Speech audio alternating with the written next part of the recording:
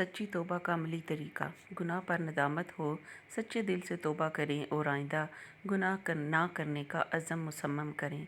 गुनाह के साथ साथ गुनाह के असबाब और गुनाह के रास्ते भी छोड़ दें। गुनाह का ख्याल भी दिल में ना लाएं। बुरे लोगों को छोड़कर नेक लोगों की सोहबत इख्तियार करें। अगर किसी की हक तलफी की हो तो ज़ुबानी तौबा काफ़ी नहीं, बल्कि हकदार या उसके वरसा को हक अदा करें। अगर किसी को ईज़ा पहुंचाई हो तो तौबा इस्तग़फ़ार के साथ साथ उस बंदे से भी माफ़ी मांगें। अगर फ़र्ज़ रोज़े रह गए हों तो ज़ुबानी तौबा काफ़ी नहीं, बल्कि रोज़ों का हिसाब लगाकर क़ज़ा रोज़े रखना शुरू कर दें। अगर फ़र्ज़ नमाज़ें रह गई हों तो ज़ुबानी तौबा काफ़ी नहीं, बल्कि नमाज़ें शुमार करके क़ज़ा पढ़ना शुरू कर दें। हज फ़र्ज़ हो जाने के बाद अदा नहीं किया तो ज़ुबानी तौबा काफ़ी नहीं, बल्कि हज अदा करने की कोशिश करें।